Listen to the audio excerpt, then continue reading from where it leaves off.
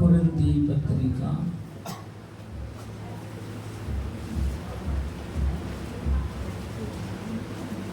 11వ అధ్యాయం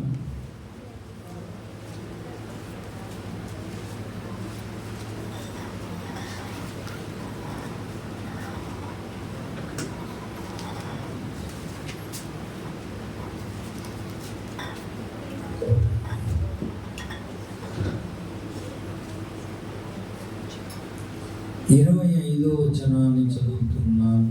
ఆ ప్రకారమే భోజనమైనప్పుడు ఆయన పాత్ర ఎత్తుకొని, పాత నా రక్తము వలనైన కొత్త నిబంధన, మీరు దీనిలోని త్రాగినప్పుడల్లా నన్ను జ్ఞాపకం చేసుకుంటూ దీనిని చేయడని చెప్పాను. చిన్న మాట ప్రారంభం చేసుకున్నాను. ప్రేమ కలిగిన తండ్రి, సర్వశక్తి మంతుడైన దేవ, చదువుకున్న వాక్య భాగము దీవించి ఇగో నాయన మాతో స్పష్టంగా, సూటిగా, తేటగా మాట్లాడి మమ్మల్ని దర్శించి యోగ్యమైన రీతిలో ప్రభువులో చేసే వాక్యం ఈ దాసుడు వచ్చేవాడు అయోగ్యుడు తండ్రి, మీరు అభిషేకించండి,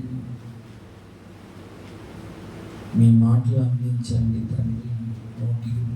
నోటిని నీ స్వాధీనంలో చేసుకోండి, బూరగా వాడుకోండి తండ్రి. మా స్వనీతి స్వజ్ఞానాన్ని వర్ణపరిచి మాతో స్పష్టంగా మాట్లాడి మీ నామాన్ని హెచ్చించి కనపరుచుకోండి. యేసయ్య దివ్యనామం అడిగి వేడుకొనుచున్నాము తండ్రి. దేవుని సంగమా,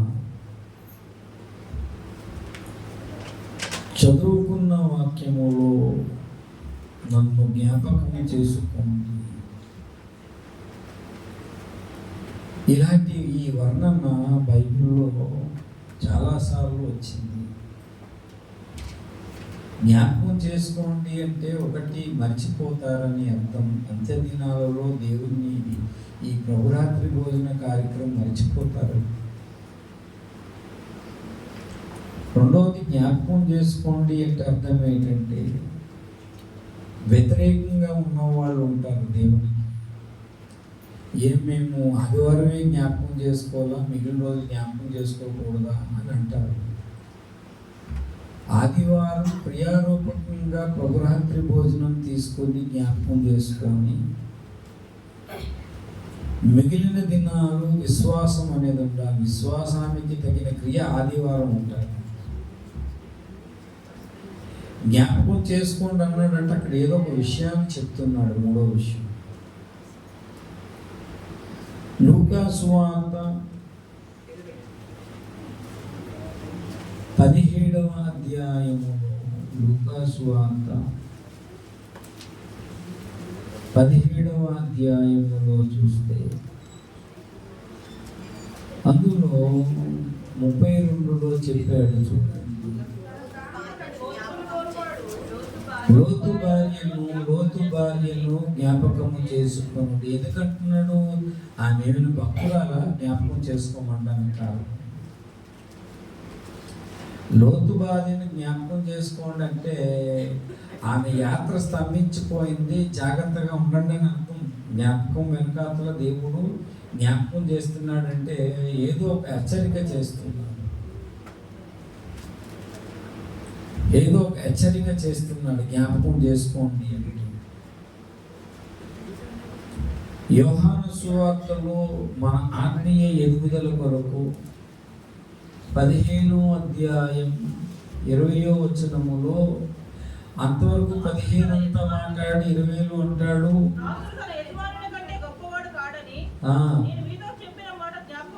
అంటే ఇంకా దాసరికంలోనే ఉండద్దు, ఎదుగు అని జ్ఞాపకం చేసుకుంటూ సందేశం ఇస్తున్నాడు. దేవుని స్తోత్రం కలుగును గాక.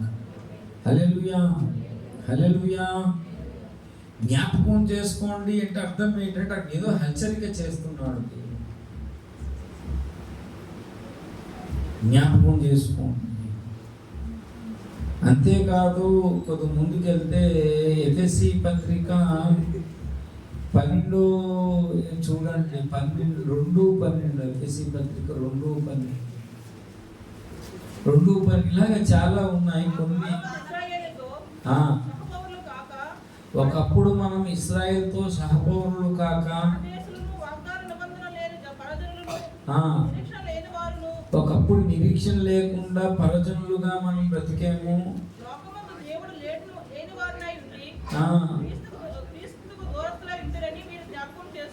అంటే ఎక్కడో వీళ్ళు క్రీస్తుకు సమీపస్తులు కావటం లేదు. జాగ్రత్త, మీరు జ్ఞాపకం చేసుకోండి అని చెప్తున్నాడు. ఎక్కడో దేవునికి దూరంగా బ్రతుకుతున్నారు. ఒక్కొక్కటి ఒక్కొక్క సందేశం. ఎబ్రీ పత్రికలో కూడా అక్కడ మనకి ఈ చెప్తున్నాడు. అది ఎంతవరకు మనం నెరవేర్చామో మనకు అర్థం కావట్లేదు. 13వ అధ్యాయం 2-3 వచనాలు చూడండి. 3 అంటే చాలా మంది మొదట ఏమన్నాడు? సహోదర ప్రేమ ఆతిథ్యం చేయ మరొకటి, దేవదూతలకు ఆతిథ్యం ఇచ్చారు.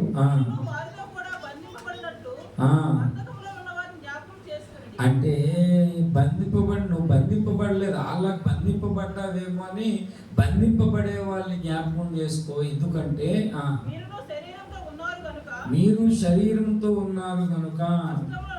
కొన్నిసార్లు సహోదర ప్రేమ ఎలా ఉంది, జాగ్రత్త, జ్ఞాపకం చేసుకోవాలి. ఎలాగా మనకు ఒక మాట ఉంది. యూదా ఇక ప్రకటన గ్రంథం 2వ రాకడ విషయాలు తెలియక ముందు యూదా పత్రికలో 1వ అధ్యాయము 18వ వచనములో చెప్తాడు. ఏం చెప్తారో 1వ అధ్యాయం 18వ వచనములో,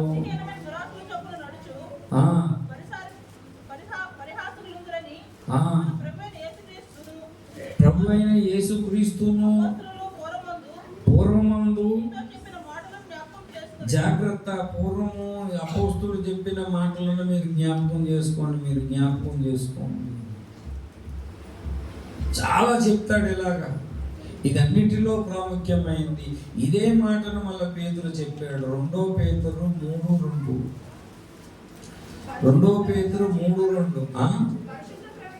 పరిశుద్ధ ప్రవక్తల చేత ప్రభువైన రక్షకుడు అపోస్తుల ద్వారా ఇచ్చిన ఆజ్ఞను జ్ఞాపకము చేసుకొనవలెను. అంటే అంత్యదినాల్లో పరిశుద్ధుల ద్వారా పలకబడిన మాటలు పక్కన పెడతారు, అపోస్తుల మాట పక్కన పెడతారు, ప్రవక్తల మాట పక్కన పెట్టి భ్రష్టత్వం సంభవిస్తారు. భ్రష్టత్వం అంటే ఏంటో తెలుసా? మనలో దేవునికి భయపడకపోవడం, మనుషులు లక్ష్య పెట్టకపోవడం. మనలో ఇది ఉందంటే దేవునికి భయపడట్లేదా, మనుషులంటే లక్ష్యం లేదా, జాగ్రత్త, నువ్వు భ్రష్టత్వంలో ఉన్నావు. భ్రష్టత్వం అంటే అర్థము ఎవరికి నచ్చినట్టు వాళ్ళు నడవటం.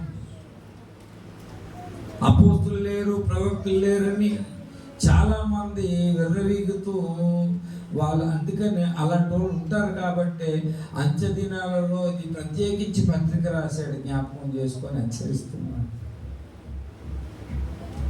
ఇన్ని విషయాలు బైబిల్లో రాయబడి ఉన్నాయి.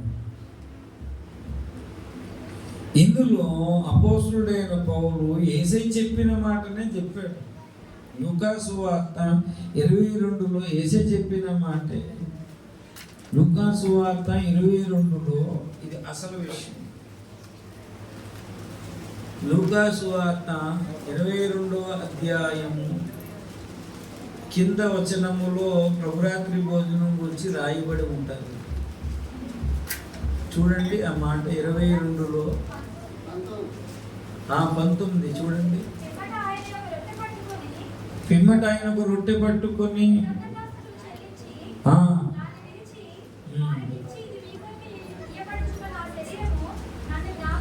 దేవుని శరీరం విరిచి ఇచ్చినప్పుడు జ్ఞాపకం చేసుకో. జాగ్రత్త, ఏం జ్ఞాపకం చేసుకోవాలి?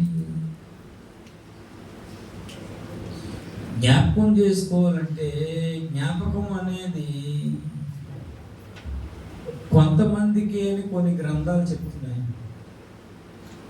వేదాలు కొంతమందే చదవాలి, అందరూ చదవకూడదు.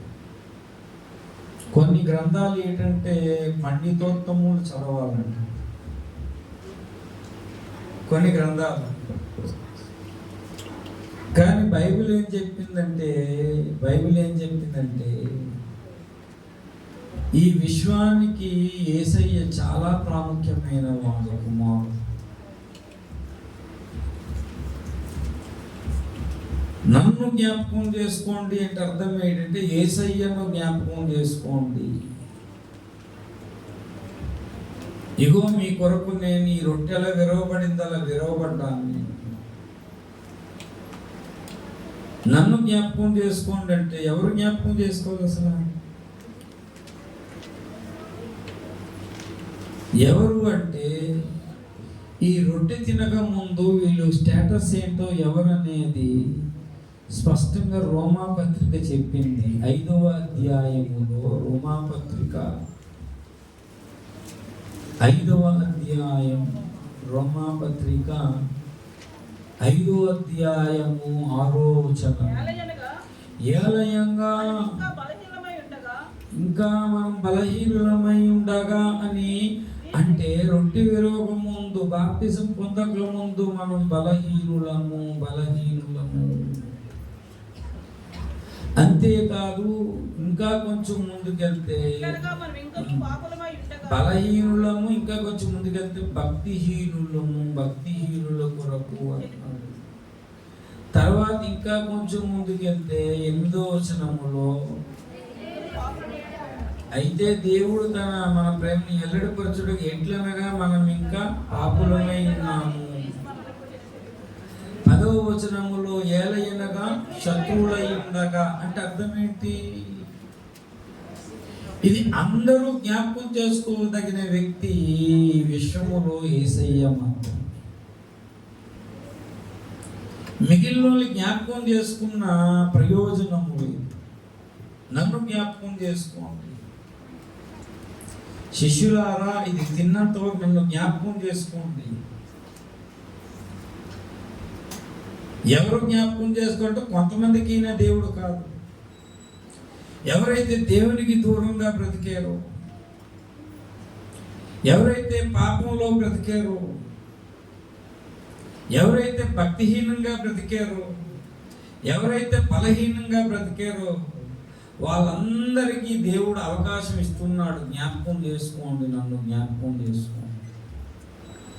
ఒకప్పుడు శిష్యులందరూ దూరస్తులే కదా. మనము అని పౌలు ఈ పత్రిక రాస్తూ ఇంక్లూడ్ చేశాడు. పౌలు యేసయ్య శిష్యుడు. ఒకప్పుడు వీళ్ళంతా కూడా దేవునికి దూరం ఉన్నారు, ధర్మశాస్త్ర ప్రకారంగా బ్రతికారు వీళ్ళు. మనమేమో మన మనసాక్షి ప్రకారంగా మనం బ్రతికేమో. ఎప్పుడైతే యేసయ్య దగ్గరికి వచ్చామో పరిశుద్ధాత్మ శక్తి ద్వారా మనం ఏంటంటే ఈ వాక్యం అనే ధర్మాసనం మన హృదయంలో స్థాపించబడింది. దేవుని స్తోత్రం, హల్లెలూయా, హల్లెలూయా. దేవుని వాక్యము మన హృదయంలో ప్రతిష్ఠింపబడింది. దేవుని స్తోత్రం కలుగునుగాక, హల్లెలూయా. కాబట్టి చదువుకున్న వాక్య భాగం ఇక్కడే కాదండి, గలతీ పత్రిక అంటాను, కొలసీ పత్రిక దీనినే రూఢీపరుస్తూ, దీనినే ఇది కరెక్ట్ అని చెబుతూ కొలసీ పత్రిక 1:21 సేమ్ ఇదే మాటలు చెప్పి, మరియు గతకాలమందు మనం ఎలాగున్నాము? దేవునికి దూరస్తులము అంటే అక్కడ పాపులమై ఉన్న అంటే పాపుడు చేసేది దుష్క్రియలు అని అర్థం. దుష్క్రియలు వలన అంటే మనం దేవునికి శత్రువులము అని అక్కడ చెప్పాడు రోమపత్రిక. విరోధులము. నీతిమంతుడు లేడు, ఒక్కడును లేడు. అలాంటి వాళ్ళందరూ కూడా జ్ఞాపకం చేసుకోదగిన వ్యక్తి యేసు ప్రభు మాత్రమే. దేవునికి స్తోత్రం కలుగునుగాక, హల్లెలూయా. ఎవరిని తృణీకరించట్లేదా?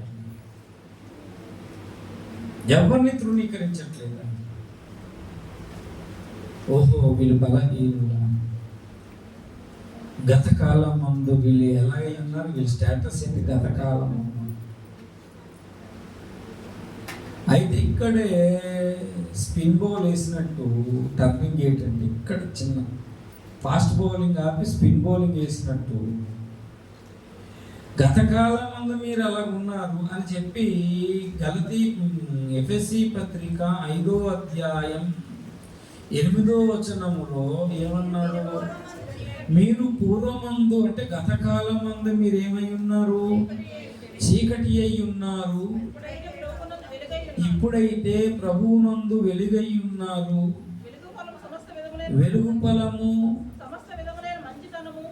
నీతి సత్యము వాటిలో కనబడుచున్నది అని చక్కగా చెప్పాడు. ఇక్కడ మళ్ళా విచిత్రంగా ఉంటుంది. ఈ ఎఫెసీ సంఘంలో ఉన్న విశ్వాసులు వీళ్ళు వెలుగులోకి వచ్చినట్టే వచ్చారు, మళ్ళీ అంధకారంలోకి వెళ్తున్నారు. అలాగే అంధకారంలో వెళ్ళే వాళ్ళకి కూడా నన్ను జ్ఞాపకం చేసుకోండి. నిష్ఫలమైన అంధకార క్రియలలో ఖండించుడి. ఏలయనగా అట్టి క్రియలు చేయువారు రహస్యమందు జరిగించు పొరలను గూర్చి మాటలాడుటైనను అవమానకరమై ఉన్నది. ఏంటంటే ఏ స్థితికి వెళ్ళారంటే అవమానకరమైన స్థితిలోకి వెళ్ళిపోయారు ఎఫెసీ. ఎలా సాధ్యమండి? వెలుగు సంబంధులు బాప్తిజం తీసుకున్నావు బాగానే ఉంది, వెలుగులోకి వచ్చావు బాగానే ఉంది, మళ్ళీ చీకట్లోకి ఎందుకు వెళ్ళావు? దీనిని రూఢీపరుస్తూ మళ్ళా రోమా పత్రిక 13వ అధ్యాయం 12వ వచనం సేమ్ ఇదే మాటలు చూడండి. రాత్రి చాలా గడిచి అంటే పగలు సమీపంగా అంటే రెండో రాకడ సమీపంగా ఉందని ఇండైరెక్ట్ గా చెప్తున్నాను. మనము అంధకార క్రియలను విసర్జించి తేజస్ సంబంధమైన యుద్ధోపకరణములు ధరించుకుందాము. అంటే మళ్ళా చీకట్లోకి వచ్చి అల్లరితో కూడిన ఆటపాటల్లోకి వెళ్ళారు, మత్తులోకి వెళ్ళారు వీళ్ళు, కామ విలాసానికి వెళ్ళారు, పోకిరీ చేష్టలకు వెళ్ళారు, కలహము మత్సరము. అంటే మీరు వెలుగు సంబంధాలు రా బాబు, పగటి యందు నడుచుకున్నట్టు మర్యాద లేదు వీళ్ళకి. చాలా మంది ఈరోజు చర్చిలో చూస్తున్నాము, మర్యాద లేదు. ఒకరితో మాట్లాడినప్పుడు మర్యాదగా మాట్లాడతారు క్రైస్తవులు. ఒకప్పుడు ఉండేది వెలుగు సంబంధులే మర్యాద లేకుండా మాట్లాడతారు, లోపల చీకటి పని చేస్తారు. వెలుగు సంబంధులు మళ్ళీ చీకట్లోకి ఎందుకు వెళ్ళారు?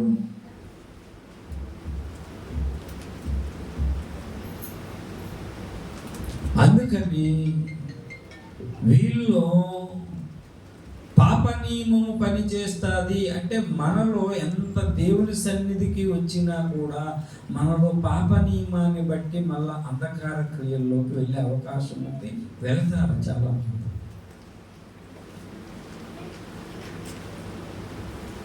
కాబట్టి శరీరంలో పాప నియమంతో ఉన్నవారులారా, మీకు నేను అవసరము, నన్ను జ్ఞాపకం చేసుకోండి.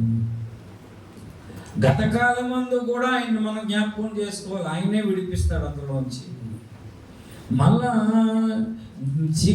చీకట్లోంచి వెలుగులోకి వచ్చి మళ్ళీ చీకట్లోకి వెళ్తున్నాం. కొన్ని చేయకూడని అవమానకరమైన విషయాలు, కొన్ని చేయకూడని ఆలోచనలు బుర్రలో మనకు తటస్థిస్తున్నాము. ప్రభురాత్రి భోజనంకి వస్తున్నాము, బయటికి వెలుగులాగా మాట్లాడుతున్నావు కానీ చీకటి పని చేస్తుంది నీలో. చీకటి లక్షణాలు కనిపిస్తున్నాయి. చీకటి లక్షణం ఏంటి తెలుసా? ఒక వ్యక్తి జాగ్రత్తగా గమనించండి, అందరికీ దూరంగా ఉంటారు కొంతమంది, దగ్గర. చీకటి ఎప్పుడైతే దూరిందో గమనించండి, మనము దగ్గరికి వెళ్ళి మాట్లాడుతున్నది దూరం వెళ్తుంటారు. బైబిల్కి దూరంగా ఉంటారు, సహవాసానికి దూరంగా ఉంటారు, దేవుని పనులకు దూరంగా ఉంటారు. ఆ వ్యక్తి కూడా తెలియదు చీకటి ఉందని ఆ వ్యక్తిలో. ఒకప్పుడు వచ్చి ఈ దేవుని సన్నిధానంలో నేను ముందుండాలన్నిటికీ అన్నవాళ్ళు వెనకవుతుంటారు. ఎందుకంటే చీకటి దూరింది. చీకటి దూరినప్పుడు వాక్యం వింటుంటే గంటల తరబడి వాక్యం వినడానికి ఇష్టపడరు, లేచి వెళ్ళిపోతారు. నా సేవా అనుభవంలో నేను చూశాను. నేను 96 నుంచి నేను పరిచయం చేస్తున్నాను. చాలా మందిని నేను చూశాను. చీకటి ఎప్పుడైతే దూరిందో కోపంగా ఉంటారు. ఇప్పుడు ఏదైనా చిన్న మాట అన్నప్పుడు చిరాకు పడుతుంటారు. మితిమీరిన కోపంతో పిల్లలు కొడతారు. అది కూడా చీకటే. వాడు బుద్ధి రేవాలని కొట్టడం వేరు, కోపంతో మితిమీరిన కోపంతో కొట్టడం వేరు. చీకటి స్వభావం. వెలుగు దగ్గరికి చీకటి రావడానికి ఇష్టపడదు. అంటే పాస్టర్ గారు మీరు అలా చెప్తున్నారు, కొన్ని పనులు బట్టి కూడా రాకపోవచ్చు కదంటే, పనులు వేరు, ఆ వ్యక్తి యొక్క క్రియలు తెలిసిపోతుంది, స్వభావం తెలిసిపోతుంది. నెమ్మదిగా తెలియకుండా కొంతమంది, ఎందుకంటే నువ్వు వెలుగులోకి వచ్చిన వాడు మళ్ళీ చీకట్లోకి వెళ్ళదు గ్యారంటీ లేదు. లేఖనం చెప్పట్లేదు. వెళ్ళారు ఏకసి, వెళ్ళారు రోమా సంఘం. వాళ్ళు అన్యులే, వీళ్ళు అన్యులు, అన్యులకు రక్షణ పొందిన వాళ్ళు.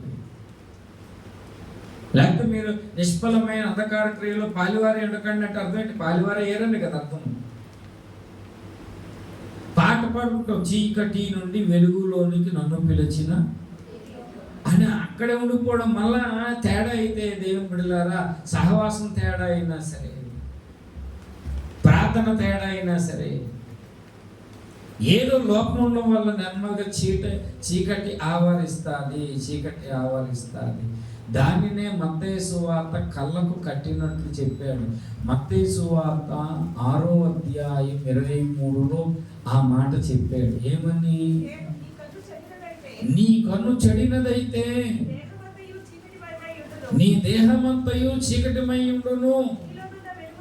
అందరు చెప్పండి, నీలోనున్న వెలుగు చీకటి అయిన ఎడల అది ఎంతో గొప్పది. మెచ్చుకుంటున్నాడు దేవుడు. వెలుగు చీకటి అవడం ఏంటండి? ఇప్పుడు ఇదే స్థితిలో ఉంది నేటి సంఘం. నేటి దేవుని బిడ్డలు ఇలాగే ఉన్నారు. వెలుగు అంటే, ఒకప్పుడు వెలుగు అంటే అర్థం ఏంటంటే మార్మికంగా చెప్పారు. ఒకప్పుడు ఏంటంటే దేవుని కొరకు కొత్త జీవితం ప్రారంభించారు. వెలుగు మళ్ళా ఎక్కడికి వెళ్తున్నారు? చీకటి పాత జీవితానికి వెళ్తున్నారు. ఒకప్పుడు పరిశుద్ధంగా ఉండాలని దేవుని కొరకు వచ్చారు. ఇప్పుడు మళ్ళీ ఎక్కడికి వెళ్తున్నారు? అపవిత్రతలోనికి వెళ్తున్నారు. ఒకప్పుడు దేవుని ప్రత్యక్షతలు నాకు కావాలి, దేవుని జ్ఞానం కావాలి. వెలుగంటే జ్ఞానం, వెలుగంటే ప్రేమ, వెలుగంటే జీవము, వెలుగంటే నీతి, అందులో ఉండాలనుకున్న వాళ్ళు దానికి ఆపోజిట్ దశలో ప్రయాణం అవుతున్నారు. ఇలాగ అవుతారని దేవునికి తెలిసే ఈ మాట చెప్పాడు. నన్ను ఎంత గొప్ప దేవుడు అండి, తోసివేయటం లేదు. కొన్ని గ్రంథాలు చదివాను, హిందూ గ్రంథాలు, విమర్శించట్లేదు. నేను వాళ్ళు ఏమైనా తేడా అయితే సూలంతో గురించి చంపేస్తారు. అది చిన్న తేడా అయితే అగ్నిలో నడుస్తున్నప్పుడు అగ్నిలో కలుపుతాం. అలాగే ఏమీ చేయట్లేదు వేసాను. వాడికి కూడా అవకాశం ఇస్తున్నాడు. రండి, నన్ను జ్ఞాపకం చేసుకోండి. ఎవరు వీళ్ళు అంటే ఎవరు జ్ఞాపకం చేసుకోవాలన్న ప్రశ్న కింద చెప్పాను. ప్రశ్న ఎవరు జ్ఞాపకం చేసుకోవాలంటే, గతకాలమందు వాళ్ళు బలహీనులు, పాపులు, భక్తిహీనులు, దేవునికి దూరస్తులు. అదే మాట గతకాలమందు వాళ్ళు ఏంటంటే దేవునికి విరోధులు, దూరస్తులు. అవన్నీ ఆ మాటలన్నీ అక్కడ చెప్పబడ్డాయి. గతకాలం అయితే పర్వాలేదు. ఇప్పుడు మళ్ళా వెలుగులోకి వచ్చి చీకట్లోకి ఎందుకు వెళ్తున్నావు నువ్వు? నీలో ఉన్న వెలుగు ఎందుకు చీకటి అవుతుంది? మళ్ళా అవమానకరమైన క్రియలోకి ఎందుకు వెళ్తున్నావు? నీకు తెలియకుండా పాత జీవితంలోకి వెళ్ళిపోతున్నావు, తెలియకుండా పాపపు జీవితంలోకి వెళ్తున్నావు, తెలియకుండా దుర్నీతిలోకి వెళ్ళిపోతున్నావు, తెలియకుండా అబద్ధంలో బ్రతుకుతున్నావు, తెలియకుండా దేవుడు చెప్తున్నాడు, తెలియకుండానే నీవు నిర్జీవమైన వాటిలోకి వెళ్ళిపో.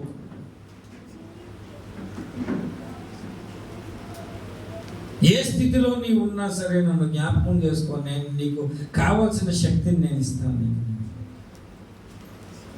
చాలామంది ఒకప్పుడు భక్తులు దైవ ప్రత్యక్షతను పొందుకున్నారు. ఎగ్జాంపుల్ ఏంటంటే పరిశుద్ధాత్మ ఉన్నదని నమ్మిన వాళ్ళు ఒకప్పుడు ఉన్నారు. ఎప్పుడైతే వాళ్ళ ఆర్థిక పరిస్థితిని బట్టి ఫారినర్స్ దగ్గరికి వెళ్ళి డాలర్స్ తెచ్చుకుంటే ఆ ఫారినర్కి ఏంటంటే పరిశుద్ధాత్మ అంటే ఇష్టం లేదు. పరిశుద్ధాత్మలు లేవు, భాషలు లేవు అని వెంటనే ఆ ప్రత్యక్షతను పోగొట్టుకొని ఏం చేస్తున్నారు? ఇప్పుడు డబ్బు కోసం ఏం బోధిస్తున్నారు? పరిశుద్ధాత్మ లేవు, భాషలు లేవు, ఏమి లేవు, అంత దెయ్యాలు అని ఆ వెలుగుని ఏం చేసుకుంటున్నారు? చీకటి చేసుకుంటున్నారు. అది అర్థం.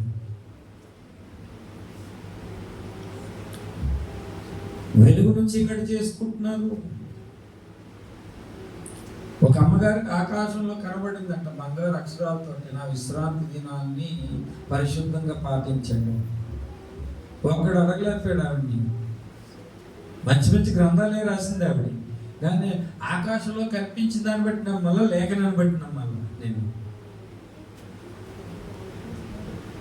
లేఖనాలు అడిగితే అది ఒకసారి ఇక్కడ సెవెంత్ డే వాళ్ళతో మాట్లాడడం, కానీ అది ఎంత అది విన్న సోదే. అందుకే నేను మాట్లాడలేదు వాళ్ళని. అది వాళ్ళది అందరు ఇవే నోట్స్.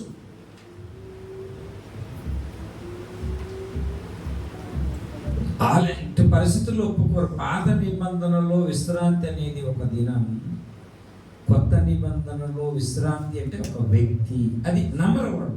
మనం ఎంత చెప్పినా వాళ్ళకి మనకు పడదు. టోటల్ అంతా తీసుకొచ్చి ఏంటంటే అది విశ్రాంతి దినం ధర్మశాస్త్రం రాకముందు ఉంది కాబట్టి మనం ఆశ్రయించాలని. అలాగైతే ధర్మశాస్త్రం రాకముందు సున్నతి కూడా ఉంది. ఒక్కడు కూడా సున్నతి పొందడు. సెవెంత్ డే అడ్వెంటిస్ట్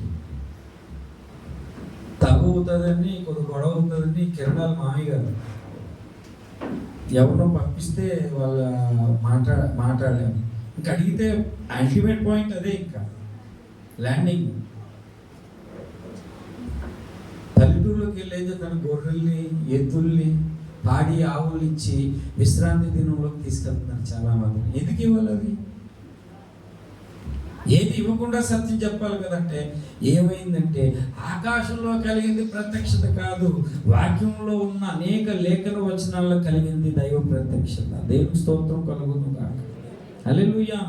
ప్రత్యక్షతను పోగొట్టుకున్న వాళ్ళు చీకట్లోకి వెళ్తారు, చీకటి బోధలు చేస్తారు.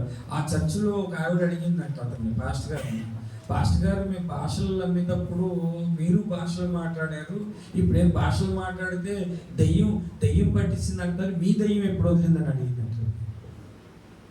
ఆవిడ వెలుగులో ఉంది కాబట్టి ఆ మాట అడిగింది. మరి మీ దెయ్యం ఎప్పుడు వదిలింది అంటే, దెయ్యం ఏం లేదమ్మా, డాలర్ ఇవ్వడు మనం ఇలా చెప్పకపోతే అని క్లియర్గా ఒప్పుకున్నాడు. ఆ పరిస్థితుల్లోనే, ఇలాంటి పరిస్థితుల్లోనే చూసి కొంతమంది కోట జక్కయ్య గారు క్రైస్తవంగా కదలి రావయ్యన్న పాటలు చిత్రముగా చేసి ప్రజలను మోసగించిరి అని మిషను చేత మిట్టిపడచ్చు యేసు బోధన ఏం చేశారు? విడిచినారన్న అని ఆ చరణం ఉంటుంది అందులో. దేవుని స్తోత్రం. హల్లెలూయా. అంటే మీ ఒక మిషన్ వచ్చింది, డబ్బు ఇచ్చంటే చీకటి ప్రభావంతో ఉన్నారు ఈనాడు. చాలా చీకటిలో రకరకాలు ఉన్నాయండి. పాపం అనే చీకటి వేరు, పాత జీవితం అనే చీకటి వేరు, దైవ ప్రత్యక్షతను పోగొట్టే చీకటి వేరు, దుర్నీతి అనే చీకటి వేరు. చీకటి రకరకాలు ఉన్నాయి.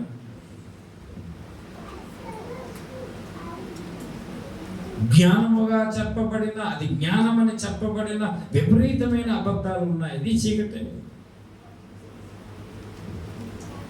రోజు ప్రార్థన చేసుకోవాలి, దేవా నిజమైన వెలుగు ఉండెను ప్రతి వాణిని నన్ను వెలిగించిన 100 సార్లు చెప్పుకోవాలి. నిజమైన వెలుగు ఉండెను ప్రతి వాణిని వెలిగించను, నీ వెలుగుతో నన్ను వెలిగించడం. వెలుగుతో వెలిగించడం అంటే నేమైనా స్విచ్ బోర్డు కాదు వెలిగించడానికి. అంటే అర్థం ఏంటంటే దేవుని దృష్టిలో సైతానుగాడు ఆర్పేస్తుంటే దేవుడు ప్రేమ అనే వెలుగు వెలిగిస్తాడు, నీతి అనేది వెలిగిస్తాడు, జ్ఞానం అనేది వెలిగిస్తాడు, సత్యం అనేది వెలిగిస్తాడు. ఇలాగ దేవుడు వెలిగిస్తూనే ఉంటాడు అని బైబిల్లో అర్థము. దేవుని స్తోత్రం కలుగునుగా. హల్లెలూయా, హల్లెలూయా.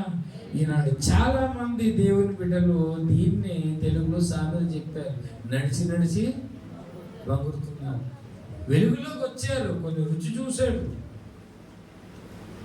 మన అంధకార క్రియల్లో పాలివారు అవుతున్నారు. ఎఫెసీ సంఘము. కాబట్టి మిమ్మల్ని మరలా ఈ చీకటిని వెలుగు చేసే శక్తి నాకు ఉన్నది. ఎందుకంటే నేను ఈ లోకానికి ఏమై ఉన్నాను, వెలుగై ఉన్నాను. కాబట్టి అందుకు జ్ఞాపకం చేసుకోమన్నాను. దేవుని స్తోత్రం కలుగును గాక. హల్లెలూయా, హల్లెలూయా. ఎవరు జ్ఞాపకం చేసుకోవాలి అంటే వీళ్ళు ఇలాంటి పరిస్థితుల్లో ఉన్నవాళ్ళు. అసలు ఎందుకు జ్ఞాపకం చేసుకోవాలి? ఏముంది నీ దగ్గర? యేసు ప్రభు దగ్గర మనం ఏముంది? ఎందుకు జ్ఞాపకం చేసుకోవాలి నిన్ను అని ప్రశ్న వేస్తే, ఎందుక? నేను నిన్ను ప్రేమించినప్పుడు, రోమా పత్రిక 5వ అధ్యాయము 6వ వచనము చూడండి. రోమా పత్రిక, ఏలయనగా ఇంకా బలహీనమై ఉండగా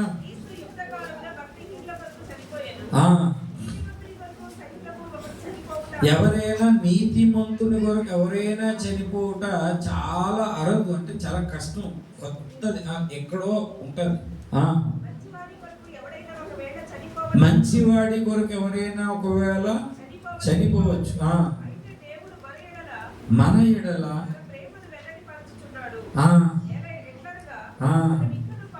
అంటే దేవుని ప్రేమ ఎలాంటిది అంటే ఇక్కడ దీనికి అడ్డింగ్ పెట్టుకోవాలంటే షరతులు లేని ప్రేమ, అన్కండిషనల్ లవ్.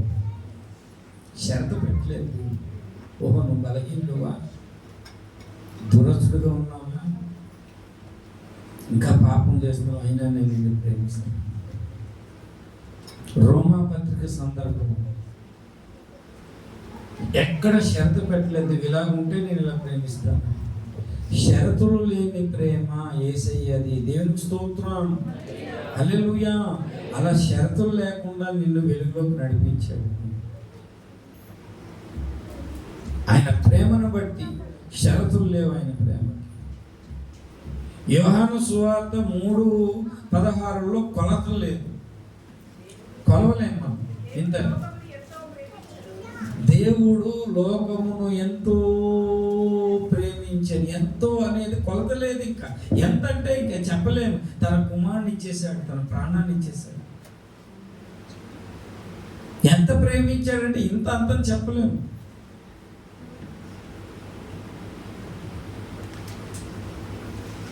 ఒక తండ్రి కుమారుణ్ణి చాలా ప్రేమించాడు. ప్రేమిస్తే చెప్పజేయకుండా వేరే ప్రాంతానికి వెళ్ళిపోయాడు. తండ్రి చిన్న తప్పు చేశాడు, చేస్తే కొడతాడని చెప్పి బయటికి వెళ్ళిపోయాడు. 1 సంవత్సరం అయింది, 2 సంవత్సరాలు అయింది, 3 సంవత్సరాలు, 4 సంవత్సరాలు అయింది. తండ్రిలోగా పేపర్ మీద నేనేమి అన్ను ఇంటికి వచ్చాని మొత్తం పేపర్లు అంటించాడు. మొత్తం అంతా నా వాల్ పోస్టులు అంటిస్తే ఒకసారి అక్కడ చూసాడు. అక్కడ చూస్తే తండ్రికి ఒక లెటర్ రాశాడు, నువ్వు అక్కడ నుంచి పచ్చ జెండా ఎత్తి చూపించు, పచ్చ జెండా ఎత్తి చూపించు, అప్పుడు నువ్వు నా మీద కోపం పోయిందని నేను అనుకుంటాను అని కొడుకు లెటర్ రాశాడు. తీరా ఊరు నుంచి స్టేషన్ దిగారు, ఇంటికి వచ్చాడు. చిన్నప్పుడు ఆ కుర్రోడు నాటిందే చెట్టు, ఆ చెట్టు దగ్గర నుంచి చూస్తే, ఇంటి దగ్గర చూస్తే ఏ జెండా లేదు. అదేంటి తండ్రి, నన్ను క్షమిస్తే జెండా పెట్టమన్నాను, అక్కడ నేను తెల్లని జెండా పెట్టమన్నాను, ఏ తెల్లని జెండా లేదు అని వెళ్ళిపోబోతుంటే తండ్రి పిలిచి నీకు కనిపించలేదా, చెట్టు నిండా జెండాలు పాతాడు. అంటే ఆ కుమారుడు రాసిన లేఖకి జెండా అంటే తండ్రి ఎంతో తన కుమారుడిని చేస్తున్నాడు, ప్రేమిస్తున్నాడు. ఒక జెండా అడిగాడు కానీ చెట్టు నిండా ఏముంది సరిగా చూడలేదు. దేవుని ప్రేమ మనకు అర్థం కాదు. ఎంతో అనే మాటదేనా అసలు కీర్తన 18లో కూడా తీసేశారు. యెహోవా నా బలమా నేను నిన్నని ఉండదు. పాత బైబిల్లోనంట పెద్దలు చెప్పారు, ఎంతో ప్రేమించుచున్నాను. ఇంత అని కొలత లేదు, షరతులు పెట్టలేదు, కొలతలు పెట్టలేదు. ఇంకా ఎఫెసీ పత్రికలో అది అసలు మనకు అర్థం కాదు. ఎఫెసీ పత్రికలో ప్రేమ ఆ మాట రాశాడు చూడండి, 3వ అధ్యాయం. ఎఫెసీ పత్రిక 3వ అధ్యాయము దయచేసి చూడండి, చదవండి 19. అంటే 18 నుంచి చదవండి. 18 నుంచి అంటే తన మహిమైశ్వర్యము ఇక్కడ కామం అంటే ప్రేమ యందు వేరుపారి స్థిరపడి సమస్త పరిశుద్ధంతో కూడా దాని వెడల్పు లోతు ఎత్తు, అంటే ప్రేమ యొక్క వెడల్పు ఎత్తు లోతు అర్థం అవ్వాలంటే అది ఎలాంటి ప్రేమ? దేవుని ప్రేమ, జ్ఞానానికి మించిన క్రీస్తు ప్రేమ. దేవునికి స్తోత్రాలు. అసలు మన జ్ఞానానికి కూడా, జ్ఞానం అనే వరం ఉంటే కాస్త అర్థమవుతుంది క్రీస్తు ఎంత ప్రేమించాడు, ఎంత వెడల్పు ఉంది అని. ప్రేమ అంత ప్రేమతో ప్రేమించాడు. ఇక్కడ అంటాడు అసలు ఒరిజినల్ హీబ్రూ టెస్ట్లో 1 కొరింథీ పత్రిక 13వ అధ్యాయములో అగాపేలో అగాపే అని ఉంటాడు. 13వ అధ్యాయంలో దేవుని ప్రేమకు పేరు పెట్టాలంటే ఒక్కొక్క మాట ఒక్కొక్క పేరు పెడుతుంది. చూడండి 13 అందులో 4లో చెప్తాడు, దీర్ఘకాలమైన ప్రేమ దేవునిది, దయ చూపించే ప్రేమ, మత్సరపడని ప్రేమ, ధర్మముగా ప్రవర్తించని ప్రేమ, ఉప్పొంగది ప్రేమ. దేవుడు ఎప్పుడు కూడా ఒక విశ్వాసితోటి అమర్యాదగా నడవడు, సొంత ప్రయోజనం కొరకు విచారించుకొనదు, త్వరగా కోప్పడదు, ఉంచుకొనదు, సంతోషించును. ఇక్కడ ఇంకా హైలైట్, అన్నిటినీ తాడుకొను అంటే కిందనేమన్నాడు, కప్పుతాడంట. అప్పుడప్పుడు అన్నిటినీ కప్పును, అన్నిటినీ నమ్మును, నిరీక్షించును, ఓర్చును. శాశ్వత కాలం అనే దేవుని ప్రేమను నిర్వచించలేండి. జ్ఞానానికి మించిన ప్రేమ. దేవుని స్తోత్రం కలుగునుగా. హల్లెలూయా. ఇది అర్థమవుతుందా మనకి ఏనాటికైనా?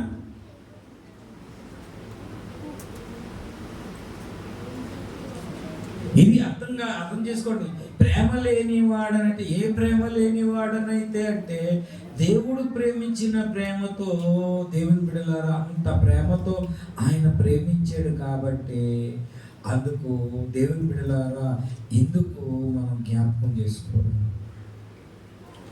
ఎందుకు జ్ఞాపకం చేసుకోవాలంటే, ఎందుకు ఆయన జ్ఞాపకం చేసుకుంటే ఆయన ప్రేమ షరతులు లేదు, ఆయన ప్రేమ కొలతలు లేవు, ఆయన ప్రేమ జ్ఞానానికి అర్థం కావటం లేదు. ఓర్చుకుంటున్నాడు, కాల్చుకుంటున్నాడు, నిరీక్షిస్తున్నాడు. అలాగని అన్నీ కాదు, నువ్వు అబద్ధంలో బ్రతికితే సహించవు. అమర్యాదగా నడవడం, నువ్వు మర్యాద ఊపైన దేవునికి నీకు మర్యాద ఇస్తాడు. ఇస్కరియోతు యూదాని ఇంకా రేపు ఇస్కరియోతు యూదా యేసుని అప్పగిస్తాడంటే ఆయన అప్పగించడానికి వచ్చినప్పుడు ఏమీ అనలేదు, నాలుగునైతే 4 మాటలు అనేస్తాను నేను. కానీ చెలికాడ అంటే స్నేహితుడా, ఎంత మర్యాదగా ప్రవర్తించాడు. పాపాత్మురాలైన శ్రీదేవి చూడండి ఎంత మర్యాదగా ప్రవర్తించాడు. తండ్రి మర్యాద ఉంటే కొడుకు కూడా మర్యాద నేర్చుకుంటాడు. తండ్రి ఎటకారంగా ఉంటే పిల్లడు కూడా ఎటకారంగా తయారవుతాడు. మన పరలోకపు తండ్రి మర్యాదగా నడిచే వ్యక్తి. మర్యాద ఈనాడు మర్యాద పోయింది సంఘాలు. అక్కడ కూడా అంధకారం చీకట్లో ఉన్నవాడు అంటే అర్థం ఏంటంటే మర్యాదగా నడవరు, శరీర విషయంలో ఆలోచన, దేవుని కన్నా శరీర విషయంలో ఆలోచన చేసుకుంటారు. దేవుడు ఆ విషయంలో మనకు చెప్తున్నాడు ఏంటంటే ఆయన్ని ఎందుకు జ్ఞాపకం చేసుకుంటే ఇలాంటి దేవుడు వేరే కూడా లేరు. ఎక్కడ వెతికినా అలాంటి వాడు లేరు. ఏ దేవుడైనా నీకు షరతులు లేకుండా ప్రేమిస్తాడా? ఫలానా దేవుడు ప్రేమించాలి, ఫలానా చేయాలంటే గిరి ప్రదర్శన చేయాలంటే, లేకపోతే చేయకపోతే అవదా? కొండకపోతే అవదా? యజ్ఞం చేయకపోతే అవదా? డబ్బులు లేవు, యజ్ఞం చేయలేను నేను. దేవుని సన్నిధికి వెళ్తే అవదా? కానీ ఏకైక రక్షకుడు ఏంటంటే యేసు ప్రభు దగ్గరకు వచ్చినప్పుడు ఇవేమీ కాదు, నీ బ్రతుకు మారాలని కోరుతున్నాడు, నీ బుద్ధి మారాలని కోరుతున్నాడు, నీ స్వభావం మారాలని కోరుతున్నాడు. ఆయన మారిన స్వభావం తనకు కావాలని కోరుతున్నాడు. జ్ఞాపకం చేసుకోవడానికి ఆయన ఒక్కడే అర్హుడు. ఎందుకంటే మనం షరతులు లేకుండానే అన్కండిషనల్ లవ్, ఆయన షరతులు లేకుండా, కొలత లేకుండా, జ్ఞానానికి మించిన ప్రేమ, ఓర్చుకున్నాడు, కప్పాడు, తాళాడు, నమ్మాడు, ఎన్ని చెప్పాడు, నిరీక్షించాడు. మనం మారుతావు, ఇప్పుడు కూడా నువ్వు మారుతావని నిరీక్షిస్తున్నాడు. ఎంత తప్పులో నువ్వు ఉన్నా సరే, ఎంత అక్రమములో ఉన్నా సరే, ఎంత అవినీతిలో ఉన్నా సరే, నువ్వు మారాలని దేవుని ప్రేమ నిరీక్షిస్తుంది నీ కొరకు. ఎంత గొప్ప దేవుణ్ణి మనము ఆరాధిస్తున్నాం, నమ్మేము. దేవునికి స్తోత్రం కలుగునుగాక. హల్లెలూయా. ఈ రోజుల్లో ఎవరైనా ప్రేమ కొన్ని షరతులు పెడతారు, కొలతలు ఉంటాయి, కొన్ని కొలతలు ఉంటాయి, కొన్ని ప్రేమలు అర్థం కావు, కొన్ని ప్రేమలు అర్థం కావు. రెండు పిల్లలు కొట్టుకుంటాయి చూసారా, అలాగా ప్రేమ అంట. అలా కొట్టుకోండి, రెండు పిల్లలు అరిస్తే ఎలా ఉంటాయి ఊహించుకోండి సార్.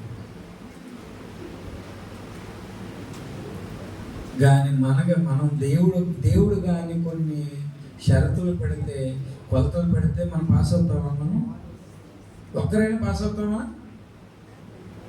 అలాంటి దేవుణ్ణి మనం నమ్మేము. దేవునికి స్తోత్రం. హల్లెలూయా. ఈ బైబిల్లోనే రాశాడు, ఇది మన హృదయంలో పెట్టుకుంటే ఇంకెంతండి. అదే యేసయ్య గారు రాశాడు పాట, నీ ధర్మాసనము నా హృదయములో స్థాపింపబడి ఉన్నది పరిశుద్ధాత్మచే. దేవునికి స్తోత్రం. హల్లెలూయా. స్తుతి గానమే పాడనా, జయ గీతమే పాడనా, స్తుతి గానమే పాడనా,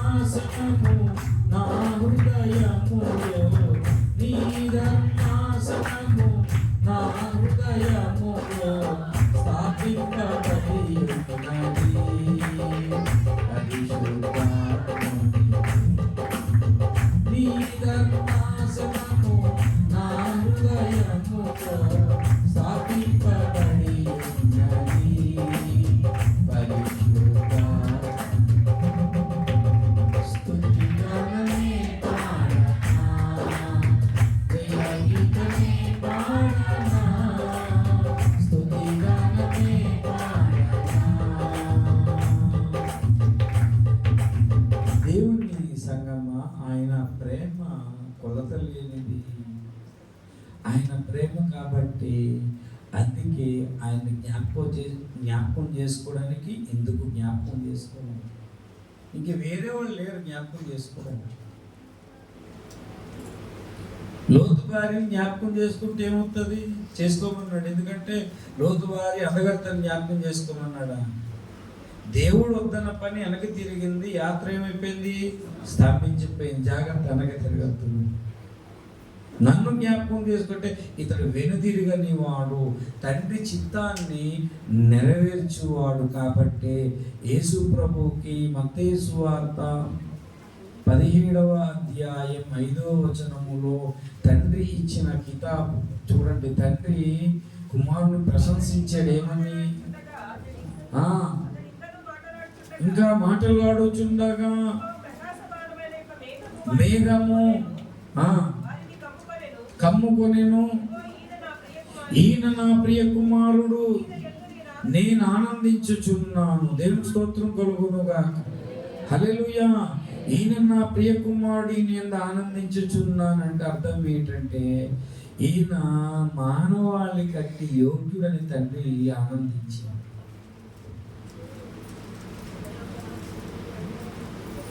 కాబట్టి మనం దేవుని జ్ఞాపకం చేసుకోవడానికి వచ్చాము.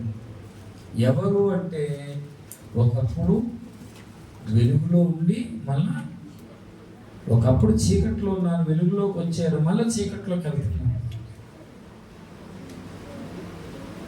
అలాంటి వాళ్ళు ఎలా జ్ఞాపకం చేసుకోవాలి? ఎలా జ్ఞాపకం చేసుకోవాలంటే 1 కొరింథీ పత్రిక 11:28లో చెప్పాడు. ఏమని? కాబట్టి ప్రతి మనుషుడు తను తాను పరీక్షించుకునేవాళ్ళేనంటే, పరీక్ష చేసుకోవడం అంటే అర్థం ఏంటో తెలుసా? మన పరీక్షలోని ఎన్ని పాపాలు ఉన్నాయి అన్ని పక్కన పెట్టాలి. పరీక్ష ఎందుకు చేసుకుంటే అతిక్రమాలు దాచిపెట్టువాడు. అంటే ప్రతి మనుషుడు అన్నాడు ఇక్కడ. అపోస్తులు, ప్రవక్త, విశ్వాసి, స్థానిక సంఘ కాపరి ఏం లేదండి. ఇక్కడ స్త్రీలు, పురుషులు, ప్రతి మనుషులు అందులోకి వస్తాడు. తను తాను ఏం చేయాలంటే ఎదుటోళ్ళు పరీక్షించడం మానేసి తను తాను పరీక్షించుకో. మనకున్న ఆదాం లక్షణాలు ఎదుటోళ్ళు పరీక్షిస్తాం, మనల్ని మనం పరీక్షించుకో.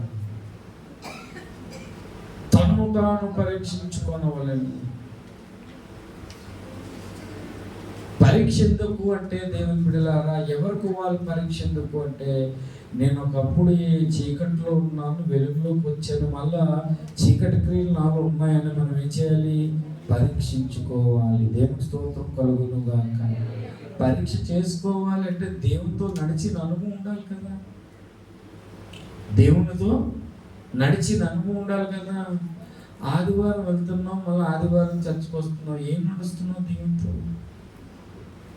ఏం నడుస్తున్నావు? హనుమకు రోజు దేవునితో నడిచాడంట. దేవుని స్తోత్రం. ఇప్పుడు దేవునితో నడిచే భాగ్యం ఎక్కడ ఇచ్చాడంటే దేవుని సహవాసం ఇచ్చాడు. నడవడానికి సహవాసానికి రమ్మని ఆహ్వానిస్తున్నాడు దేవుణ్ణి. సహవాసానికి రమ్మని, ప్రార్థనకు రమ్మని ఆహ్వానిస్తున్నారు. మనం ఆదివారం వెళ్ళి ఆదివారం వస్తుంది చేసినా సరే దేవుని బట్టి నువ్వు పరీక్షించుకుంటావు. దేవునిలో ఎంత సువార్త చేసావు పరీక్షించుకుంటావా? దేవుని కొరకు ఎన్ని ధర్మకార్యాలు చేసావని పరీక్షించుకుంటావా? దేవుని కొరకు ఏం చేసావు? దేవుని కొరకు ఎంత టైం కేటాయించావు? నేను దేవుని ఆత్మల కొరకు ఎంత సమర్పణ కలిగి జీవించావు? చాలా మంది దేవుని బిడ్డలారా పరీక్షించుకున్నప్పుడు చాలా పాపాన్ని మారాలి నీ మనసే మారాలి పాటలో నీ జీవితం అంతా ఒక్కసారి పరీక్ష చేయాలి. ఒక్కసారి ప్రతి ఆదివారం పెట్టాడు దేవుడు. మనం క్లీన్ చేయాలని ప్రతి ఆదివారం పెట్టాడు దేవుడు. పరీక్షించుకుంటున్నాం, మళ్ళీ పందేళ్ళు బురదలో దొరుకుతుంది, మళ్ళీ కుక్కెళ్తున్న వంతకు తిరుగుతుంది. దేవుని జ్ఞాపకం చేసుకోవడానికి అర్థం ఏంటో తెలుసా? అల్టిమేట్గా నేనేనాటికైనా సరే ఆయన పరిశుద్ధుడిని, నేను పరిశుద్ధంగా ఉంటాను. ఆయన నీతిమంతుడు, నేను నీతిమంతుడుగా ఉండాలి. ఆయన పవిత్రుడు అన్న నేను నిరీక్షణ కలిగి నేను పవిత్రంగా బ్రతకాలి. ఆయన ఈ లోకంలో ఎట్టివాడై ఉన్నాడో నేను కూడా అట్టివాడిని కావాలి అనుకుంటే మనం అసలు సహవాసం రావట్లేదు. ఇంకా వేసుకోవాలి ఎప్పుడండి? ఇంకా బ్రతుకు తెరువు కొరకు ప్రభు నమ్ముతున్నామా? ఒక సెమినార్ పెట్టారు ఒకసారి, బైబిల్ సెమినార్. బైబిల్ సెమినార్లో టాపిక్ ఏంటో సార్, దేవుని కొరకు చచ్చావా బ్రతికేవా? చచ్చి బ్రతుకుతావా బ్రతికి చస్తావా అని పెట్టారు. ఎవరు? పిడి సుబ్రహ్మణ్యం సెమినార్. అంతా కూడా తలక్రిందులు పత్రిక తలక్రిందులుగా చెప్తారు. అసలు ఏమన్నాడు పౌలు చెప్పాడు, అంత స్పష్టంగా చెప్పాడు. బ్రతుకుట చావైతే లాభమా? ఎవరికి లాభం? చావైతే లాభం అనుకుంటే సరిపోద్దాం మనం అనుకుంటే పౌలుకు లాభం. పౌరులా పరిగెట్టాలి, గొర్రెత్తుకు పరిగెట్టాలి. పౌలు ధర్మశాస్త్రం లేని వారిని, బలహీనులను, చాలా మంది చూడండి వాక్యం తెలియని వారిని అందరిని ఏ విధము చేతనైనాను ఎక్కువ మందిని ఏం చేశాడు? సంపాదించాడు. సొలొమోను ఎక్కువ భార్యలు సంపాదించాడు. సొలొమోనుకి పౌలు దగ్గర పడితేను ఆయన భార్యలు సంపాదించాడు, వృక్షాలు ఈయనేమో ఆత్మలను సంపాదించాడు. మనమేం సంపాదించాలి దేవుని కొరకు? మనం దేవుని కొరకు బ్రతకలేనప్పుడు, దేవుని కొరకు సమర్పణ లేనప్పుడు ఆ మాట అనడానికి ధైర్యం చాలదు. చావైతే నాకు లాభం అని ఏ మాట అనగలమంటే, అవకాశమే ప్రభువా, నేను పరీక్షించుకొని ఇక మీదటే నేను ఏం చేస్తాను? సరిగా నేను నడుస్తాను అని ఎవరైతే పరీక్షించుకుంటారో, ఎవరైతే తాను తీర్పు తీర్చుకుంటారో, ఎవరైతే వివేచన కలిగి ఉంటారో వాళ్ళని బట్టి దేవుడు ఏం చేస్తాడు? కుమారుని యందు ఆనందించినట్టు మన యందు కూడా ఏం చేస్తాడు? ఆనందిస్తాడు. దేవుని స్తోత్రం. హల్లెలూయా, హల్లెలూయా, హల్లెలూయా. కాబట్టి దేవుని బిడ్డలారా, ప్రభురాత్రి ఎవరు అంటే ఆయన ప్రేమను కొనియాడినవా?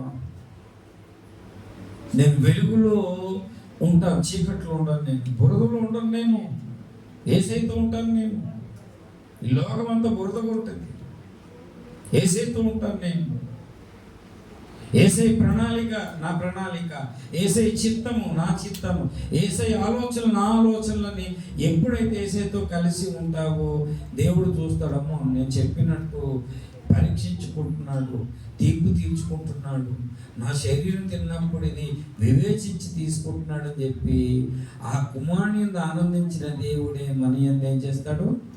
ఆనందిస్తాడు. దేవుడు ఆనందించకుండా మనము ప్రయాణం సాగదండి, పరలోకానికి వెళ్ళం. చక్కటి విషయము సంఖ్యాకాండము 14వ అధ్యాయము 7వ వచనములో మనకు అర్థమైనట్టు చాలా స్పష్టంగా చెప్తున్నాడు.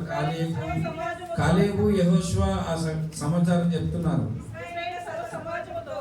ఇశ్రాయేలు సర్వ సమాజముతో మేము సంచరించి చూసిన దేశము యెహోవా మనయందు ఆనందించిన ఎడల, మనం దేవుని యందు ఆనందిస్తున్నాం, బాగానే ఉంది. కొలతలు లేని ప్రేమ, షరతులు లేని ప్రేమ, దూరస్తులను సమీపస్తులుగా చేశాడని ఆనందిస్తున్నాం. కానీ మరి దేవుడు మన యందు ఆనందిస్తున్నాడా? ఈ ఉదయకాలం హెచ్చరిక అది. ఎంతసేపు ఇన్ని మాటలు చెప్పింది ఇక్కడికి తీసుకురావాలని చెప్పి దేవుడు మన యందు ఆనందిస్తున్నాడా? సరిగా పరీక్షించుకోవు. ప్రభురాత్రి భోజనంలో పడుకుని పోతున్నారు కొంతమంది. సరిగా వాక్యాన్ని నిన్ను పరీక్షించుకోవు. ఏం పరీక్షించుకుంటావు? నువ్వు దేవుని వాక్యం వినుకుంటా సబ్బు లేకుండా స్నానం చేశాడంటప్పుడు ఏం మురికిపోతుందండి? యేసయ్య కొలతలు లేని ప్రేమే, యేసయ్య వెలుగై ఉన్నాడు. కానీ ఆ వెలుగులో నేను నడవాలి అంటే దేవుడు మళ్ళీ అవకాశం ఇచ్చాడు. ఎందుకంటే ఆయన జ్ఞాపకం చేసుకుంటూ నన్ను నేను పరీక్షించుకోవాలి, ఆయన జ్ఞాపకం చేసుకుంటూ నన్ను నేను ఏం చేయాలి? విమర్శించుకోవాలి.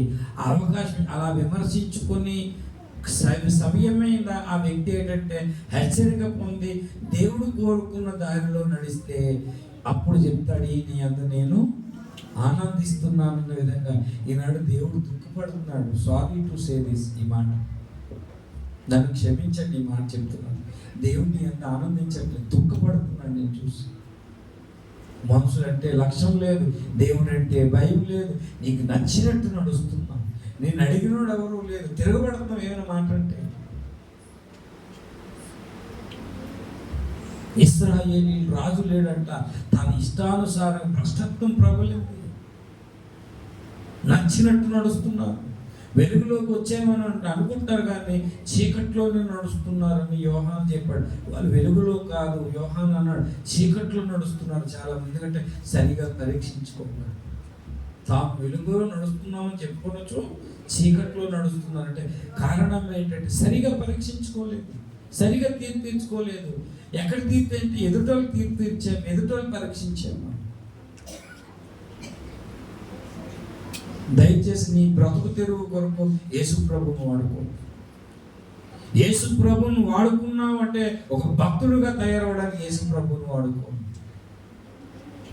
ఒక భక్తుడుగా తయారవ్వాలి, ఒక కుమారుడుగా తయారవ్వాలి. యేసయ్యందు తండ్రి ఆనందించినట్టు నాయందు యేసయ్య ఆనందించాలని అందుకొరకు మనం బ్రతకాలి. ఇంకా అన్ని జనులకి మనం పెద్దాడంటే వాళ్ళ దేవత దగ్గరికి వెళ్తారు. దేవుడు మంచి బట్టలు కావాలి, మంచి ఇది కావాలి, మాకు పెళ్ళిళ్ళు జరగాలి, మాకు ఫలానా జరగాలి, ఉద్యోగాలు రావాలి, ప్రమోషన్ రావాలని వాళ్ళకి మనకు పెద్దాడ ఏముంది? ఇంకా వాళ్ళ దేవుని దగ్గరికి వెళ్తారు, మనం మన దేవుని దగ్గరికి వచ్చి ఇవన్నీ అడుగుతున్నాం. కానీ మన దేవుడు ప్రత్యేకత ఉంది ఏమిటంటే ఆయన మనల్ని ప్రేమిస్తాడు. నన్ను జ్ఞాపకం చేసుకోండి ఎందుకన్నాడంటే పరీక్షించుకున్నప్పుడు క్షమిస్తాడు. అందుకని క్షమించుటకు భూమి మీద నాకు అధికారము ఉందని చెప్పాడు. దేవుని స్తోత్రం కలుగునుగా. ఆయన రెండోది క్షమించుటకు సిద్ధ మనసు గలవాడు. నువ్వు పరీక్షించుకోగలిగితే, నువ్వు తీర్పు తీర్చుకోగలిగితే ఆయన క్షమించుటకు సిద్ధ మనసు కలిగి. కానీ దేవుడు ఆనందించట్లేదు, పరీక్షించుకో. దుఃఖపడుతున్నాడు నేను చూసి. రక్షణ ఇచ్చాను, మొదట్లో బాగున్నావు, ఇప్పుడు వెలుగులో చక్కగా నడిచావు, ఇప్పుడు చూస్తే అప్పుడు లేని గర్వం ఇప్పుడు వచ్చేసింది. అప్పుడు తగ్గింపు ఉండేది, ఇప్పుడు తగ్గింపు పోయింది. అప్పుడు ప్రార్థన ఉండేది, ఇప్పుడు ప్రార్థన పోయింది. ఒకప్పుడు సమర్పణ ఉండేది, ఇప్పుడు సమర్పణ పోయింది. ఒకప్పుడు సహవాసం అంటాము, ఒక్కొక్కరు ఆడిపోయావు. ఇప్పుడు సహవాసం అంటే వెళ్ళొచ్చులే, వెళ్తారులే, మరి ఏంటన్నట్టు ఎంత చికాకుగా బ్రతుకుతున్నావు. నువ్వు వెలుగు సంబంధివా, చీకటి సంబంధివా? పరీక్షించుకొని తీర్పు తీర్చుకొని. నేను తింటుంది సాక్షాత్తు సృష్టికర్త శరీరం అని వివేచించి తింటే దేవుడు సిద్ధపరిచిన ఆశీర్వాదాలు వస్తాయి. నేను పరీక్షించుకోకుండా పడుకుడు పోయి, వాక్యం వినకుండా పడుకుడు పోయి, ఏదో తప్పదు చర్చ కన్నట్టు, తప్పకు రాకపోతే వాళ్ళ బాగోదు అన్నట్టు చచ్చిపోతే దానివల్ల ప్రయోజనం లేదు. దానివల్ల దేవుడు సంతోషించడు. నీ తృప్తే తప్ప దేవుడు సంతోషించడు. రక్షణ ఇచ్చింది దేవుడు. ఎందుకంటే ఏనాటికైనా ఆయన ఆనందానికి కారణంగా భూమి మీద బ్రతుకుతాను. దేవదూతలు కుమారుని చూసి ఆనందించేది. సర్వోన్నతమైన స్థలముల్లో ఏమన్నాడు? సర్వోన్నతమైన స్థలముల్లో మహిమయు స్త్రీల మనుషులకు. ఎందుకంత ఆనందించారంటే బలి పశువు సిద్ధమైంది మానవ జాతి కొరకు. రాక్షకుడు వచ్చాడంటే త్వరలో బలి కాబోతున్నాడు. ఆ బలి ద్వారా అందరికీ విమోచన కలగబోతుందని ఆనందించాడు. విమోచన పొందిన నీవు ఏం చేస్తున్నావు? ఎన్ని ప్రసంగాల్లో దేవుడు మాట్లాడాడు నీతో, కళలో మాట్లాడాడు, దర్శనంలో మాట్లాడాడు, అన్ని విధాలుగా మాట్లాడాడు. అన్ని విధాలుగా నీ అవిధేయత చూపించాడు. పరీక్షలో అవిధేయత వదులుకుంటున్నావా? అవిశ్వాసం వదులుకుంటున్నావా? అజాగ్రత్త వదులుకుంటున్నావా? అపవిత్రత వదులుకుంటున్నావా? ప్రభురాత్రి భోజనం ప్రసాదంలాగా తినేసి అలవాటు అయిపోయింది నీకు. ఆర్సీఎంఓ తింటున్నారు, అలా నీకు అలవాటు అయిపోయింది నీకు. దయచేసి అలాగ బలలో చేయమా. బాగా పరీక్షించుకోవాలి, బాగా నిన్ను తీర్పు తీర్చుకో. వివేచించి తింటే అప్పుడు తండ్రిని ఏం చేస్తాడు? ఆనందిస్తాడు. దేవుడు ఆనందించే విధంగా మనం బ్రతకాలే తప్ప మళ్ళీ వెనక్కి వెళ్ళి బ్రతకడం వలన అయినా ఆనందించేది బ్రతకాలంటే ఇలా జ్ఞాపకం చేసుకోవాలి. దేవుని స్తోత్రం. ఎవరు జ్ఞాపకం చేసుకోవాలి, ఎందుకు చేసుకోవాలి అని చెప్పాను. ఎందుకు చేసుకోవాలంటే ఆయన ప్రేమ శాశ్వతమైనది. ఎలా జ్ఞాపకం చేసుకుంటే పరీక్షించుకొని తీర్పు తీర్చుకొని యోగ్యమైన రీతిలో చేయాలి. నువ్వు పరీక్షించుకునే ముందు దేవుడు చూస్తాడు, తడిమి చూస్తాడు. యాకోబు యాషావు తడిమి చూస్తాడు దేవుడు. శరీర ఆకృతి చూస్తే క్రైస్తవుడు, స్వరం చూస్తే ఆత్మీయుడు స్వరం కనిపిస్తుంది. చూస్తే భక్తుడిలాగా మాట్లాడుతున్న స్వభావం భక్తిహీనుడిలాగా. ఇవన్నీ ప్రవరాత్రి బోధ మీద పరీక్షించుకొని తీర్చుకొని యోగ్యమైన రీతిలో ప్రభు వాళ్ళలో చేయాలి. దేవుడు ఆనందిస్తాడు. నేను ఆనందించి ఆ పాలు తేనెల దేశం అంటే అనగా శ్రేష్టమైన ఎబ్రీ పత్రికలో 11:16లో ఆ శ్రేష్టమైన దేశాన్ని నేను వారసుని చేసి చెప్పుకుంటాడు. వీరి దేవుణ్ణి అని చెప్పుకుంటాడు. దేవుడు నన్ను జ్ఞాపకం చేసుకున్నారు వీళ్ళు. ఎబ్రీ పత్రికలో చూడండి, ఆ మాట ఎంత సంతోషం ఉంటుందండి. ఆ స్థితికి ఎదగాలి మనం. ఎబ్రీ పత్రిక 11:16. అయితే వారు మరి అంటే వీళ్ళు పాలు తేనెలు ప్రవహించే దేశానికి వెళ్ళారు. ఏది సంఖ్యాకాండం 14:7లో. అంతకంటే శ్రేష్టమైన దేశం ఉంది. ఏంటిది అంటే శ్రేష్టమైనది అనగా అంటే మామూలు దేశం, పరలోక సంబంధమైన దేశమును కోరుచున్నారు. అంటే వారి దేవుడు అంటే వాళ్ళిద్దరు చెప్పుకున్నాం కదా, వాళ్ళు బ్రతకంతా క్రీస్తు కొరకు బ్రతికారు. ఓ టైం వచ్చినప్పుడు క్రీస్తు కొరకు చనిపోయారు. వారి దేవుణ్ణి అని చెప్పుకుంటాడట ఘనంగా. చెప్పుకోలేదు. నేను అబ్రహాం దేవుణ్ణి, ఇస్సాకు దేవుణ్ణి, యాకోబు దేవుని చెప్పుకున్నట్టు నీవు కూడా అలా ఆ విధంగా బ్రతికితే నేను దేవదూతలు ఏదో చెప్పుకుంటాడు. ఎంత ఘనత ఏంటండి. అలా వారి దేవుని చెప్పుకోవాలంటే ఈ భూమి మీద దేవుని సంతోషించేటట్టే మనం చేయాలి తప్ప కానీ దేవుని దుఃఖం కలిగించే పనులు మనం చేయకూడదు. మనం చేస్తున్న ప్రతి అవిధేయత మళ్ళీ మేము కొడుతున్నాం. మనం చేస్తున్న ప్రతి చీకటి పని కూడా ఆయనకు మళ్ళా బల్యంతో గుచ్చుతున్నాము. ఓ సిలువ మీద యేసా అనే పాటలోని అందులో ఉంటుంది, సిలువలో బలి అయినా దేవుని గొర్రె పిల్ల విలువైనా నీ ప్రేమ వివరింతో యేసా. ఆనాటి యూదులే నిన్ను చంపిరనుకొంటి, ఆనాటి నిన్ను చంపిరనుకొంటి. కాదు నా దయ్యో నా పాపాలు నమ్మకే, కాదు కాదయ్యో నా పాప. అలాంటి యూతులే నిన్ను చంపారనుకున్నాను. కాదు కాదు నా పాపములే నిన్ను చంపేయని ఈ పాట పాడిన ఆయన పశ్చాత్తాపడుతున్నాడు. ఉందా అలాంటి పశ్చాత్తాపం పరీక్షించుకున్నాడు. ఏదో పాస్టర్ గారు చెప్తున్నారు, ఏదో స్తోత్రం స్తోత్రం స్తోత్రం స్తోత్రం గాత్రం స్తోత్రం గాత్రం స్తోత్రం అనుకుంటున్నాం. ప్రసాదం తినట్టు వెళ్ళిపోతున్నాం. మళ్ళా ఆదివారమే అలా అనిలు బ్రతుకుతున్నారండి. వాళ్ళ దేవత దగ్గరికి వెళ్ళి వాళ్ళకి మేము పెద్ద తేడా ఉంది. కాబట్టి మనము కుమారుని యందు ఎలాగైతే తండ్రి ఆనందించాడో అలాగా ఆ కుమారుని యందు మనము జ్ఞాపకం చేసుకొని మనము కూడా యేసయ్యని చేద్దాం, సంతోషపరుద్దాం. అందుకు ఆయన జ్ఞాపకం చేసుకో. దేవుని స్తోత్రం కలుగునుగా. హల్లెలూయా హల్లెలూయా. మన దూరస్తులమైన మనలను ప్రేమించాడు. చీకట్లో నడిచినప్పటికీ ప్రభువా నా చెయ్యి ఎందుకంటే అందించి నేను లేవనెత్తడానికి సిద్ధంగా ఉన్నాను. తన ఎదుకు వచ్చి వారిని ఏమాత్రం పరీక్షించుకో, తీర్పు తీర్చుకో. దేవుని కొరకు బ్రతుకుతాను, దేవుని కొరకు చనిపోతాను, దేవుని కొరకే నేను వెంబడిస్తాను అన్న తీర్మానంలోకి వెళ్తాము. అలా తీర్మానం కలిగి దేవుని సంతోషపెట్టే విధంగా అన్ని విషయాలలో జ్ఞాపకం చేసుకోదగిన వ్యక్తి ప్రభు అయిన యేసుక్రీస్తు. దేవుని స్తోత్రం కలుగునుగా. హల్లెలూయా. ఆ చిన్న మాటలో చాలా విషయాలు ఉన్నాయి. జ్ఞాపకం చేసుకున్నప్పుడు నేను ఎవరిని అనేది నా స్టేటస్ చెప్పింది బైబిల్. నేను మళ్ళీ ఎక్కడికి వెళ్తున్నాను అనేది బైబిల్ స్టేటస్ చెప్పింది. ఎక్కడికి రావాలంటే పరీక్షించుకొని తీర్చుకొని యోగ్యమైన రీతిలో చేయవే, అప్పుడు నీ ఆత్మను పరిశుద్ధం అవుతుందని బైబిల్ చెప్తుంది. అలా ఉన్నప్పుడు దేవుడు ఏం చేస్తాడు? ప్రశస్త వస్త్రాలు ఏం చేస్తాడు?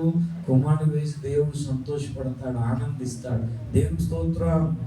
దేవునికి ఆనందానికి కారణంగా మనం సంతోషపెట్టే విధంగా మనం బ్రతుకుదాం. ప్రభు కృప మనకు సహాయం చేయనుగా. ఆమేన్. రండి, ప్రభు రాత్రి భోజనం మనల్ని